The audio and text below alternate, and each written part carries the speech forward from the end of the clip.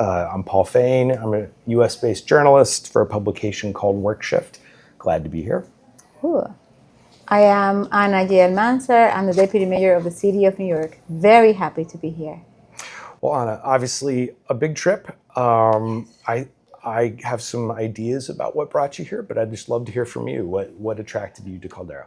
Oh, Paul, I never heard of Porto Alegre until last year, into 2023, when I met Felipe and Pedro, who came to New York to meet with us to talk about one of the gems of the city of New York, working with youth, which is part of my work as a deputy mayor, working with Summer Youth Employment Program. And it's the American phrase, right, sort of brought to life that the best compliment anyone can pay you is by imitating you. And they came to learn about our Summer Youth Employment Program, how we did it, how do we match the students to employers, and what skills do we train the students with before they even start working. And for them to launch their own Summer Youth Employment Program, and the way that they're engaging with youth, it is just impressive. The numbers that they're growing, and to keep the students engaged throughout the years is just fascinating. And that just brought me here to, one, see it for myself, and two, to bring some of the lessons learned from here as well to New York, and to also to understand, right, that we spend so much time at work away from our families, and that time is worth it, because I know that the work that we're doing in New York City is so valuable for our students, but then to see that got transferred to a whole different part of the world, to Latin America, to children who grew up like me, who went to school in districts with a lot of needs and lack of resources, and now they're benefiting for the work that I do in New York City here in Brazil is just fascinating. And it just brings a smile to my face and makes us all very proud for the work that we do. Absolutely. And obviously, like Brazil, New York City is a place with a lot of human scale. Yes. And just so folks can understand, the job training opportunities that you're bringing to children in New York City got to be the most at scale in the United States by a lot. We do. We have the largest Summer Youth Employment Program in the country. We serve 100,000 young people every summer. And those are the ones between 16 and 24, exclusively during the summer. Throughout the year, we have other programs, out of school, out of work. We have Ladders for Leaders. We have other complementary programs that go hand in hand with the school training to make sure that our students understand that what you learn in the classroom, you can apply it in what we call real life. But the school is real life too. Yes. But the idea that our students will understand that when you study math and when you are playing baseball, you have to know the distance between home plate and first base. And you need to know the speed in which you need to run in order to make it. So in that all is math, right? So trying to help our students understand that, yes, it might be abstract what you learn in the classroom, but it's applicable in throughout your life. So it's very exciting. So it's about learning concrete skills. Correct. It's about exploring what's possible with careers, I would imagine, as well. And giving them a window into what their life could be. The city itself hires a lot of those interns, a lot of those Summer Youth Employment Program. City government, the mayor's office, we have made it very intentional to bring about 100 of those participants to City Hall. And this year, we have them come to City Hall every week and have a conversation with us, with one of the deputy mayors, with the chief of staff to the mayor, with the mayor himself, to listen about our story, the sacrifices we made, the risks that we took, how hard we work to be where we are. And also, and I think the most important lesson is that there's nothing intellectually special about us. That if I can do it, if my colleagues can do it, that they can do it themselves. The same thing with the New York City Police Department, which is one of the biggest partners in government, that they take 1,000 of those interns. And to build that relationship between community, young people, and the police department, to understand that there's a whole industry behind policing, that you don't have to be a patrolman, that you could be in intelligence, in data, you could be working with our different teams throughout the police department and in partnership with the entire city. That is just no one job, and that every professional in every industry has a group, a whole team behind them to help them accomplish their goal. And then, for example, one of the things that we did was partner with a nonprofit in Brooklyn, and the name of the nonprofit is called Real Works. It's REEL Works, as in the movie, film, communication. And there, they teach the students both things, to be in front of the camera and what it takes to be behind the camera. That you don't have to be the person that does your job, right? That could be stressful and it's very difficult, and you have to have a personality to be able to do it. But you have a whole team behind you, and we want to show them the entire picture of every industry that they can imagine themselves being part of. Well, it's fascinating that the NYPD, that the Yes. scale of that is unbelievable, and I can imagine the benefits that it would have for the city and the community to bring young people with the police in that sort of setting. But in the United States, we generally don't do a good job, particularly with low-income young folks, of showing them what's possible. So that you've done a great job of describing the kind of fullness of work that they see. But I'm curious, you personally interacting with them at City Hall, what has it surprised you in certain ways? How have the young people come in, and what sort of vibes have you gotten from them in that? So we had in my team had 3 last summer, and we had 3 the summer before. And I told my team, we sat down and talked about it for 2 hours, the entire team, designing the program for our interns. I don't want them to make photocopies. I want them to lead meetings. I want them to lead meetings that I'm in. I want them to run my prep for the next day, and I'm going to ask them questions, because you're going to have to be ready for the world. And at the end, I would like them to give a presentation to the team with me there for half an hour, telling me, how was your experience? What did you learn? What was the project that you enjoyed the most? And then what is it that we can do to change the experience for someone else coming next year? So tell me what we're doing wrong, because that's important. So we can, and we have learned a great deal from them. One of them told us that it'd be important to give background on the projects that the kids are working on, because we are so sort of immersed in the work that we think everybody else knows everything about the things that we're doing. And he told us, no, just take a minute, take a step back and explain how you got to that project and what is the need behind it. And we implemented that the following year. And with the students and the participants this year, we did a talk with them, a speaker series. And I was the first one to speak to the group. And I came in and I shook everybody's hand, just what I like to do. And I forced some of them to tell me their name. And they were shy. They think, oh, the premier, oh my God, impressive, right? Very scary. And I forced them to tell me their name, because that is the first point of sales. As a professional, you're gonna have to shake my hand and look at me in the eye. And that skill, you're gonna have to carry it throughout your entire life. I spoke with them for an hour and a half. And I share very personal experience, very painful experience, because they asked me tough questions. They asked me what was my biggest regret and what was my biggest failure. And remembering that moment, it can be hurtful, because you go back to living that experience. So I gave it my all. And I later met a group of them, and they all told me how much they enjoy when I came in to speak to them. And I asked him, what is the thing that you remember the most? And they said, well, we all remember that you shook our hands one by one. And that expression, that sentiment, that's what they remember. It made me realize that I could plan everything I can, but there are things they're gonna catch that are not going to be necessarily the intentional things that I plan and try to execute and try to hammer them with the lessons that are those more intangible aspect of what I do. That is really a lesson for them. Well, yeah, the interpersonal, you can never underestimate. I want to get to what I feel like is a lot of the truly unique aspects of Caldera. Yes. But just thinking about the students, the young people that you interact with in New York City, the vibe of the students Oh. here, they're working, they're exposed to a lot of different professional Yes. situations, similarities with the young people, Oh, things that you see yes. Great question.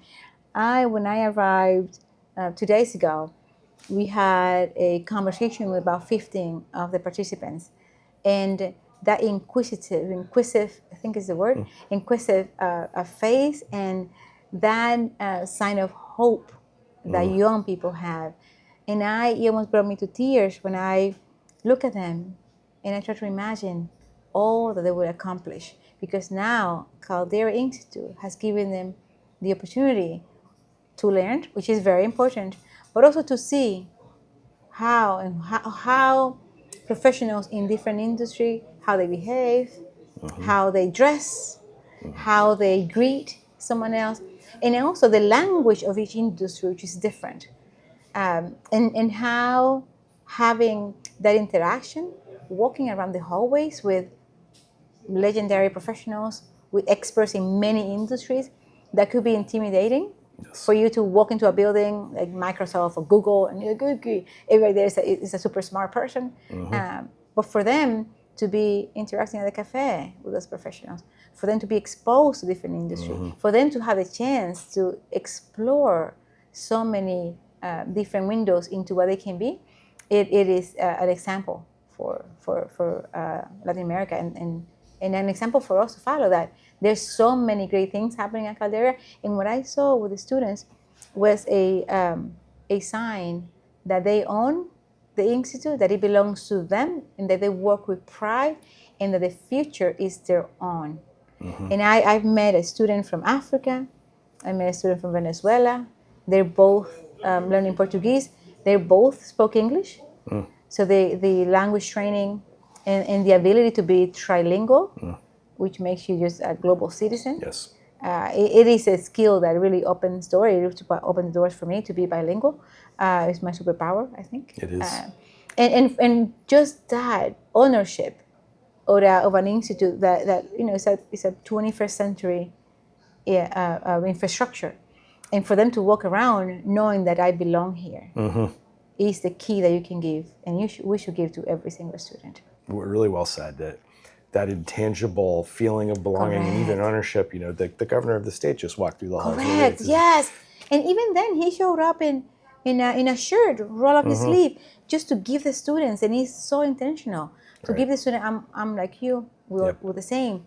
And whenever I walk the hallways and I get a chance to meet them, and they always wearing shirts with a message, a T-shirt. Faith in children, faith in God, right? Invest in children, invest in the future. And those messages resonate and they stay with you. And they will keep that for their own future. And yesterday, I visited 2 schools in Porto Alegre.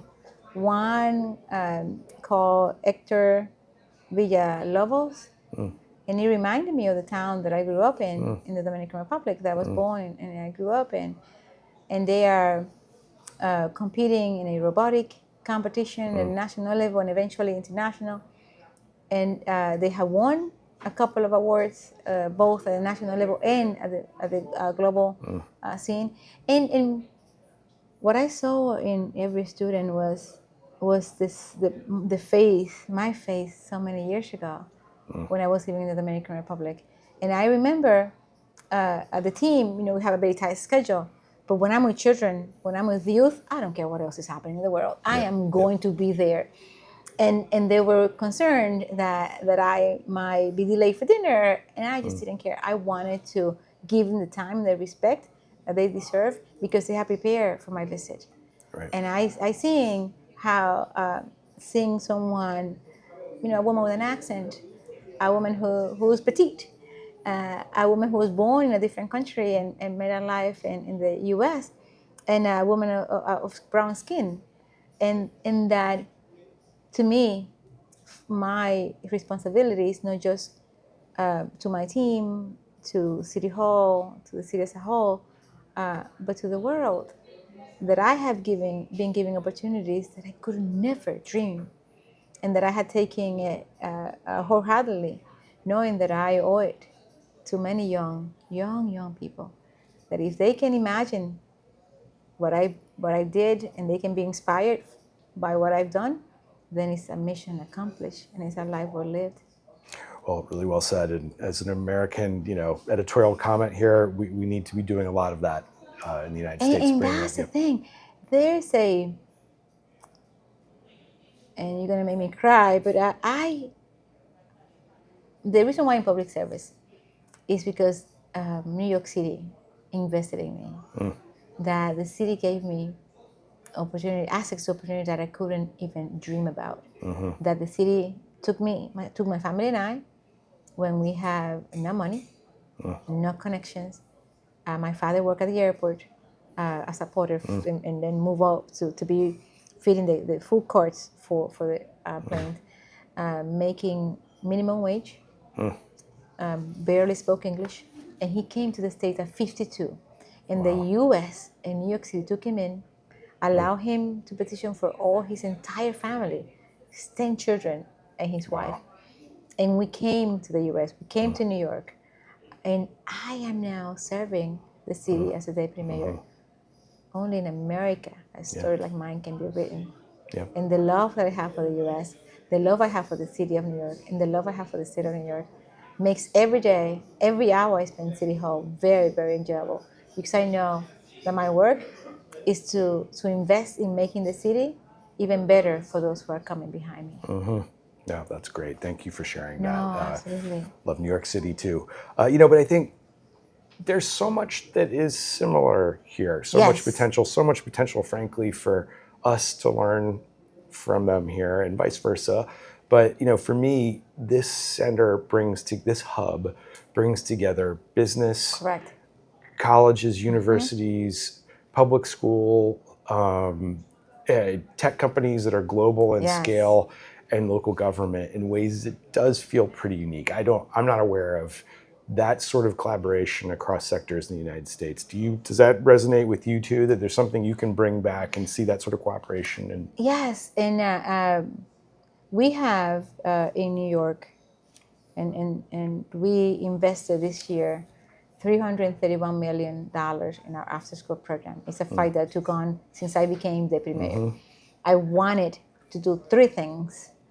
And when I met the mayor and we talked about what are the things that he wanted to do in terms of our youth, one was working, and for me, was working with our very young scholars, early childhood education, and investing in that, expanding those programs, although we had the largest in the nation, and then working and investing in our after-school program. And this year, we did that, $331 million. And what we did, because we know that we can do anything in isolation, just the same way that Caldera Institute is doing it, bringing everybody together. Philanthropy, right? Yes. Private companies, entrepreneurs. I met someone from Ghana who now lives in Porto Alegre, who is here, who's bringing his knowledge, his expertise, and his experience to expose his students with, as well as bringing the nonprofit sector together and government. And seeing how it works so well here. And we had just built about 2 months ago a commission on after school where we bring all those players together. And the idea is that you have a knowledge and window into a world that I might be limited to. I don't know how it is to build a company from scratch, but you do. So how can we integrate that into after school program to teach our children about being an entrepreneur? There's another way that you could be your own boss and work for yourself, the risk and the advantages in it. And that's what the Institute is doing here, bringing the world into one space. That education shouldn't be isolated from industry. That education shouldn't be isolated from philanthropy or government or the nonprofit world. That some of us find ourselves in different industries almost by accident, but making it so intentional is something that the world should be taking a look at. How the small state, so to speak, in comparison to the state of New York, had taken this opportunity in spite of all the challenges they face, right? In 2020, we had the COVID crisis, and they have to go through the pandemic. As a young institute, they had the flood last year, incredible. and a year later, you see what they've done. Back better than ever. It's stronger. It'd be very hard for that to happen in the United States, to be honest. Like the It's speed ju- and the hunger. and the community to come together and be resilient. Yep. And to just this whole room was filled with water. Yeah, up to here. 14 months ago, and now they have it back up and running, functioning, and bringing back the community and having the space to be top notch. Yep. Giving students the idea, yes, you're here because you belong, and you're here because you deserve it, and you deserve a space like this. And that's what we intend to do with our after-school program in New York City. It's very inspiring. I love the phrase you use, bringing the world into this space. That's really good, and I hadn't thought about it that way, but that really is it. And you're part of that. So I'm not the one to thank you, but I thank you for coming down here. I was glad to hear you'd be here too, because I thought maybe I wasn't alone in kind of feeling that it would be really worth coming down to see it myself. That's all I had. Anything that I didn't ask you that I should have, or you'd like to stress? No, there's one thing I'll say. When I said it yesterday, or on Wednesday, I see in the space on camera. I watched the video when they come to visit us in New York, and it is both inspiring and refreshing and shocking. And when I don't know if you've done this for a living. So when you hear your voice on camera, you're like, oh. Yes. And then when we saw that they had the logo, New York City logo, as a partner, is that's some, oh my God, this very impressive moment that what you do, right, had transferred to the world. And that was one experience. But when I walked in here and I went down the steps, and I walk around these hallways and walk around the conference room, it was a different experience. It was like, oh, yes, it is. It is bringing the world into one institute. And just to keep it sort of sacred, that this place belongs to the students, this place belongs to the participant, to have pictures of them that you can look around and know who's an alumni, who's been here, and just to listen to them whenever they meet you, how inspired they are. It's magnificent. It's a time well spent. I'm very, very glad that I'm here, and I will do it again in a heartbeat. I'm going to spread the word myself. Yes. And I thank you so much for your time. Thanks for doing this. That Fantastic. was fun. Thank you very much, and thanks to the team for doing These guys this. are good. I know, great. Thank you. Thank you, Paul. That was fun. So when do you head out? Tomorrow morning. I'm leaving the first flight tomorrow.